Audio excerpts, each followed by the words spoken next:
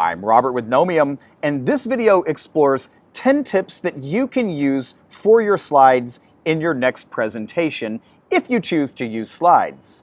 Whether you're presenting in front of a live audience or you're presenting virtually, having great looking visuals is a key to being a presentation superstar.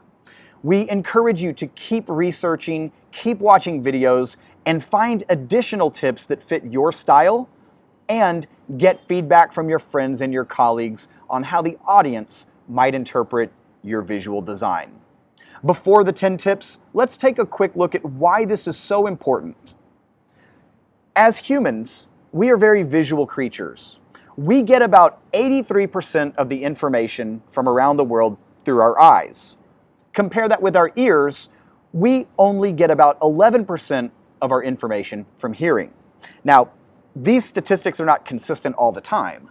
If you listen to your favorite podcast and you close your eyes, you're getting close to 100% of your information from your ears. But when you are on stage or you're presenting virtually, the audience is watching you. They're listening to you, but they're also watching you. And if you give them something to look at, or you give them something to read, they will look and they will read. That could be a PowerPoint slide, or that could be a handout in their hand. If you are presenting information on a screen that matches what you're saying, awesome. But if you are showing information on the screen that doesn't match the ideas coming out of your mouth, you are overloading your audience's attention span and you're hurting their ability to create long-term memories. And we want them to remember your presentation, so make sure when you show content that it matches what the audience is hearing. Tip number 1, ask yourself, do you even need slides at all? Excellent presentations happen without a single slide, without a single handout. Great presenters use their ideas, their voice, and their body language to connect with the audience because that's who people want to do business with. They're not doing business with your PowerPoint. PowerPoint is great when it adds to your ideas. If you're using visuals, images, if you're using graphs or charts that help the audience understand your ideas, excellent. If the PowerPoint and the slides become the presentation, you've given away your control to technology. Number 2, we encourage you to make your slides last after you've prepared your presentation, even after you've rehearsed your presentation and even gotten feedback. When you're ready to present without slides, then build the slides that you need that will enhance your speech. If you are somebody who uses PowerPoint to design their presentations, that is an effective way to plan. Slide number 1 is idea number 1. Slide number 2 is idea number 2.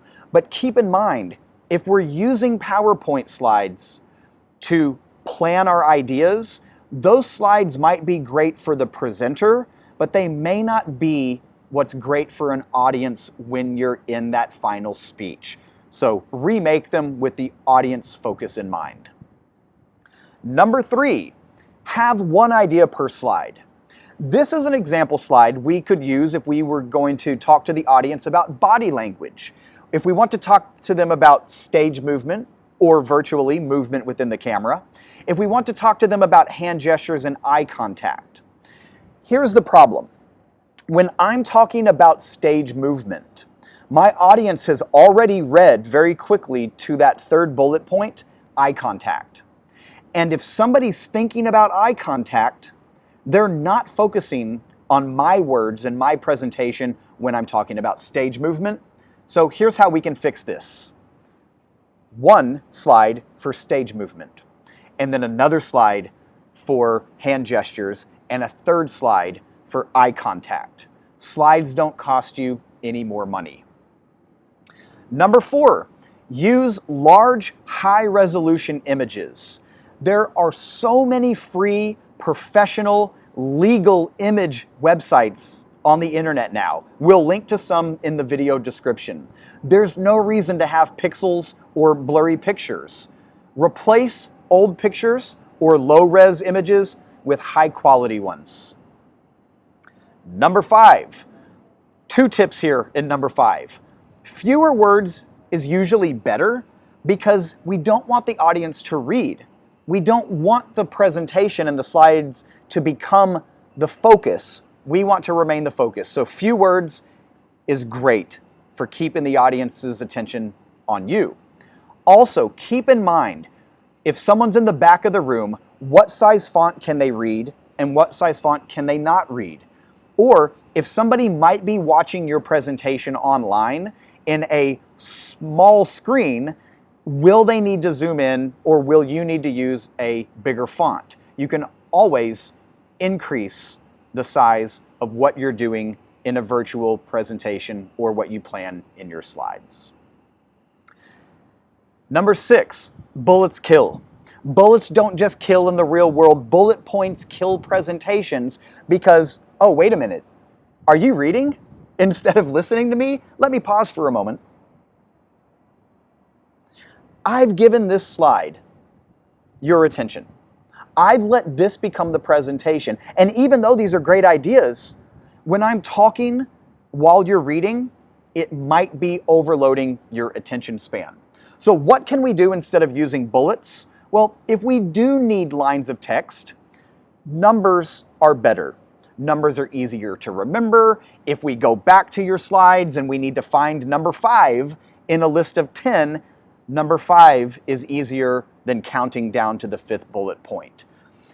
Sometimes long text and sentences is helpful for the audience. You don't have to have only a few words all the time. You need to analyze the audience and find out what do they need and what do they not need. Give them what's helpful and leave out text and sentences that might distract from you. Number 7, if you do have different ideas and concepts or images on a slide, use builds to control when the audience sees your information. Now, if we break that rule of having one idea per slide, and we want to compare, let's say, different animals at the same time, I might show you a dog, and I might talk about dogs, but then my next slide might build in cats. And now I can talk about cats, and because we've already looked and talked about dogs, you'll be focused on cats. I can compare them back and forth, the differences between cats and dogs, and I can let a panda appear on the slide, or I can let a hedgehog appear on the slide.